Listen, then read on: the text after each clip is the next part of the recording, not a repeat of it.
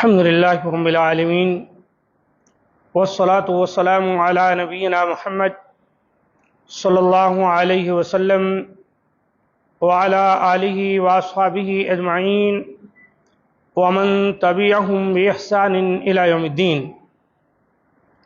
معزز سامعین کرام، مختصر مسائل و احکام رمضان روزہ اور زکوٰۃ اس کتاب کے تحت آپ کے سامنے درس پیش کیے جا رہے ہیں، اور یہ کتاب مولانا محمد منیر قمر حفظہ اللہ کی تصنیف کردہ ہے۔ آج کے درس میں جو بات آئے گی وہ ہے شبینہ۔ شبینہ یعنی 3 دن سے کم عرصہ میں قرآن کریم ختم کرنا، یا 1 رات میں ختم کرنا، یا 6 راتوں میں۔ اس طرح لوگوں کے یہاں تراویح کی نماز میں جلدی سے جلدی قرآن ختم کرنے کا رواج پڑتا جا رہا ہے۔ تاجر پیشہ لوگ جو ہیں وہ کیا سمجھتے ہیں کہ رمضان میں ایک قرآن سننا ضروری ہے، لہذا کسی حافظ کو لگا دیں، وہ 3 دن میں یا 1 ہی رات میں پورا قرآن سنا دے۔ اب ہم پورا قرآن سن لیے، اب رمضان کی دیگر راتوں میں نماز پڑھنے یا مسجد آنے کی کوئی ضرورت ہی نہیں، پورا قرآن ہو گیا نا ہمارا۔ بات ایسی نہیں، پورے تمام رمضان کی راتوں میں تراویح کی نماز پڑھنا، قیام اللیل کرنا، اس کی بڑی فضیلت ہے۔ اللہ کے رسول صلی اللہ علیہ وآلہ وسلم نے فرمایا، من قام رمضان ایمانا واحتسابا غفر له ما تقدم من ذنبه۔ اگر کوئی رمضان میں ایمان رکھتے ہوئے اور ثواب کی نیت سے قیام کرتا ہے تو اس کے تمام سابقہ گناہ بخش دیے جاتے ہیں۔ تو 3 دن سے کم عرصہ میں قرآن کریم ختم کرنے والے کے بارے میں نبی صلی اللہ علیہ وسلم نے فرمایا کہ اس نے قرآن کو سمجھا ہی نہیں۔ ابو داؤد، ترمذی، دارمی وغیرہ میں یہ حدیث ہے۔ معنی یہ ہے کہ چاہے وہ نماز میں قرآن 3 دن سے پہلے ختم کر لے، یا جو ہے ایسے ہی قرآن مجید پڑھ کر ختم کرے، کیونکہ وہ بھاگے گا، رفتار کے ساتھ پڑھے گا، تیزی دکھائے گا کہ میرا ختم جلدی مکمل ہو جائے، اس سے وہ قرآن کو سمجھ نہیں سکتا۔ قرآن صرف پڑھنے کی کتاب نہیں بلکہ اس کو سمجھنا بھی ہے۔ اس میں جو کچھ اللہ تعالی نے فرمایا ہے اس کے مطابق عمل بھی کرنا ہے۔ اللہ نے جن باتوں کا حکم دیا ہے اس پر عمل کرنا ہے، جن سے روکنا ہے اس سے رکنا ہے، تجوید کے ساتھ، اچھی آواز کے ساتھ قرآن مجید کے جو حقوق ہیں ان کو ادا کرتے ہوئے تلاوت کرنا ہے۔ جب کوئی آدمی جلدی ختم کرنے کی کوشش کرے گا تو ایسا آدمی قرآن مجید سے کچھ سمجھے گا نہیں۔ بھلا بتائے، اللہ کے رسول فرماتے ہیں 3 دن سے کم عرصے میں پڑھا تو قرآن سے کچھ سمجھا نہیں، جو 1 ہی رات میں ختم کر رہے ہیں بلکہ 2 رکعات میں ختم کر رہے ہیں، یہ لوگ کیا سمجھتے ہوں گے؟ اور آپ جا کر جب وہ قرآن پڑھ رہے ہیں وہ پیچھے سنیے، کچھ بھی سمجھ میں نہیں آتا کیا پڑھ رہے ہیں۔ ایسا دکھتا کسی ڈبے کے اندر کچھ کنکر پتھر ڈال کر آپ اس کو ہلائیں تو کھڑکڑ کھڑکڑ کھڑکڑ کھڑکڑ آواز آتی، بالکل ایسے ہی پڑھ رہا ہے وہ۔ نبی صلی اللہ علیہ وسلم نے 1 رات میں کبھی بھی پورا قرآن نہیں پڑھا، لہذا مروجہ شبینہ جائز نہیں ہے۔ زاد المعاد، فتاوی علماء حدیث، جدید فقہی مسائل۔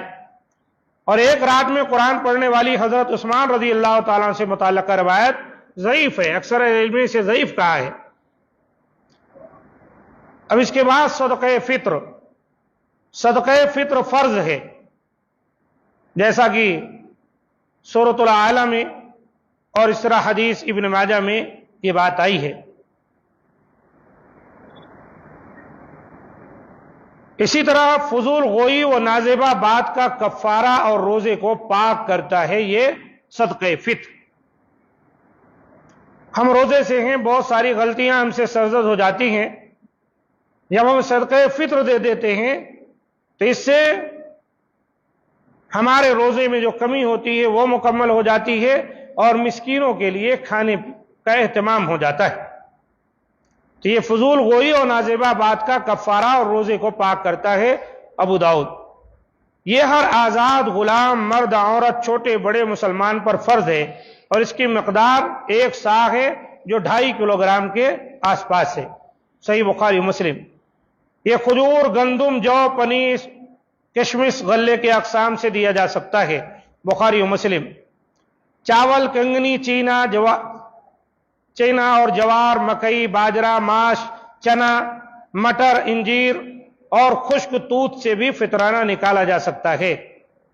فتاوی علماء حدیث۔ یعنی لوگوں کے کھانے پینے میں جو چیزیں معروف ہیں ان کے اپنے علاقے، اپنے ممالک کے اعتبار سے وہاں پر وہ چیز دی جا سکتی ہے۔ حنابلہ، مالکیہ یعنی حنبلی اور مالکی اور شافعی کے نزدیک صرف غلے سے ہی فطرانہ دینا ضروری ہے۔ حنابلہ، مالکیہ اور شافعیہ کے نزدیک صرف غلے سے فطرانہ دینا ضروری ہے۔ مالکیہ کے نزدیک نقدی میں فطرانہ کفایت تو کر جائے گا مگر مکروہ ہے۔ البتہ حناب کے نزدیک نقدی بھی جائز ہے۔ بہرحال کسی خاص مجبوری کے سوا غلہ ہی دینا چاہیے تاکہ نقدی کی شکل میں آج فطرانہ، پھر ہدی و قربانی اور پھر کہیں دیگر فرائض و اسلامی شعائر کی قیمت لگانے کا بھی نہ سوچا جانا شروع ہو جائے۔ الفقہ علی المذاہب الاربعہ، الفتح الربانی۔ یعنی جیسے آج فطرہ فرض رسول اللہ صلی اللہ علیہ وسلم زکوٰۃ الفطر من الطعام، حدیث کے الفاظ ہیں کہ اللہ کے رسول نے کھانے کی چیزوں میں سے صدقہ فطر کو فرض کیا ہے اپنی امت پر۔ اب کوئی اس کی قیمت دے، کل ایک آدمی کہے قربانی کیا کرنے کی ضرورت ہے، جو پیسہ ہے صدقہ کر دو۔ کوئی کہے حج پہ جانے کی کیا ضرورت ہے، سارا پیسہ کسی کی لڑکی کی شادی میں لگا دو۔ اس طرح سے شاعر اسلام ہی ختم ہو جائے گا۔ اس لیے کوشش کرنی چاہیے کہ ہم کھانے کی چیزوں میں سے گیہوں ہے، جو ہے، آٹا ہے، چاول ہے، اس میں سے 2.5 کلو فی کس ایک آدمی کی طرف سے ہم زکوٰۃ الفطر دیں۔ بہت مجبوری ہو تو الگ بات ہے، کہیں دور دراز پیسے پہنچانا ہے تو الگ بات ہے، ورنہ نقدی جو ہے زکوٰۃ الفطر نہیں دینا چاہیے۔ بعض اہل علم میں کیا ادا ہی نہیں ہوگا۔ بہرحال ادا تو ہو جائے گا لیکن بعض نے کہا ہے بہت کراہیتاً۔ نماز عید سے پہلے ادا کرنا ضروری ہے۔ بخاری و مسلم۔ اگر کوئی آدمی زکوٰۃ الفطر نماز عید سے پہلے ادا کیا تو زکوٰۃ مقبولہ، یہ اللہ کے ہاں قبول ہو گیا، اور اگر عید کی نماز کے بعد دیتا ہے تو فہی صدقۃ من الصدقات، وہ عام صدقے کی طرح ایک صدقہ ہے۔ عید سے 2-1 دن پہلے ادا کرنا صحابہ کرام رضی اللہ عنہم کا عمل تھا۔ بخاری مسلم۔ وہاں پر بیت المال تھا، لوگ بیت المال میں جمع کرا دیتے تھے 1-2 دن پہلے، اور پھر بیت المال چاند دکھنے کے بعد وہاں کے جو لوگ ذمہ دار رہتے تھے وہ لوگوں کے گھروں تک اس کو پہنچا دیتے تھے۔ بہرحال گنجائش ہے، دور دراز آس پاس کہیں بھیجنا ہے تو آپ 1-2 دن پہلے بھی زکوٰۃ الفطر اکٹھے کر کے وہاں پہنچا سکتے ہیں۔ یہ بھی فقراء، مساکین، جہاد و مجاہدین وغیرہ ان 8 مصارف میں صرف کیا جا سکتا ہے جو مصارف زکوٰۃ ہیں، جس کا ذکر اللہ تعالیٰ نے سورہ توبہ کے آیت نمبر 60 میں کیا ہے۔ اجتماعی طریقہ اختیار کیا جائے تو بہتر ہے، پہلے مقامی مستحقین کو دیں، پھر جو بچ جائے دوسرے علاقوں اور ممالک کو بھی بالاتفاق بھیج سکتے ہیں۔ الفتح الربانی فقہ السنہ۔ یعنی اگر مسلمانوں کے ایک کمیٹی انتظامی یہ سارے لوگوں سے زکوٰۃ الفطر اکٹھے کر لے اور چاند دکھنے کے بعد فٹافٹ اس کے پاس فہرست ہو، نام لکھے ہو، انڈیکس ہو، اور فوری سب کے پاس لے جا کر پہنچا دے تو یہ بہت اچھا طریقہ ہے۔